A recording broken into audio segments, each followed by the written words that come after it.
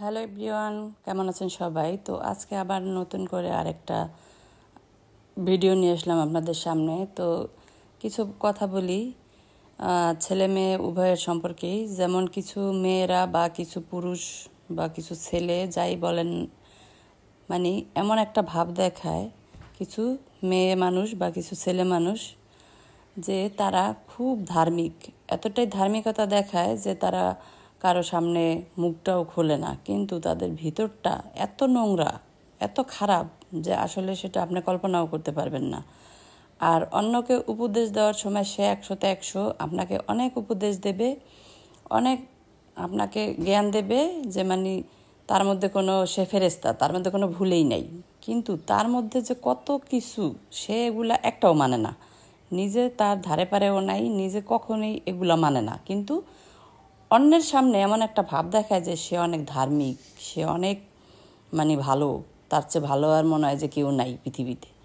তো এই ধরনের মানুষদেরকে সবসময় এড়িয়ে চলি আমি, কারণ আমি এদেরকে ঘৃণা করি।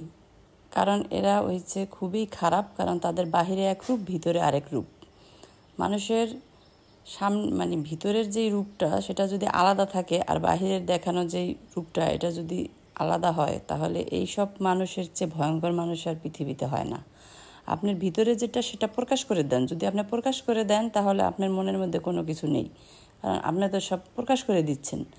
আর যে প্রকাশ না করে সে আপনার সামনে অনেক ভালো, কিন্তু আপনি একটু সরলেই দেখবেন আপনার নামে অনেক বদনাম শুরু করে দিয়েছে, বা অনেক কথা আপনার সামনে মানে ভাব দেখায়, অনেক আপনাকে ভালো জানে, কিন্তু আপনি একটু সরলেই তার চোখের সামনে থেকে মনে করেন যে আপনার নামে এরকম কথা সে বলবে, সেটা আপনি ভাবতেও পারবেন না যে সে আপনার নামে এরকম বদনামগুলো করতে পারে। তাই এইসব লোকের থেকে সবসময় দূরে থাকাই উত্তম। কারণ মানুষের মনের ভালোবাসা যদি সেটা হয় দেখানোর ভালোবাসা, মন থেকে না হয়, তাহলে সেই ভালোবাসার তো কোনো দরকার নেই, আর সেই সব লোকের কাছে যাওয়ারও দরকার নেই। যে আমাকে মনের থেকে ভালোবেসে দুইটা বকাও দেবে, আমি মনে করি সেটাই আমার জন্য অনেক ভালো, কারণ সে আমাকে বকাটা দিয়েছে ওই জন্যই, কারণ সে আমার ভালো চায়, সেজন্য আমাকে দুটো বকা দিয়েছে আমার ভালোর জন্য।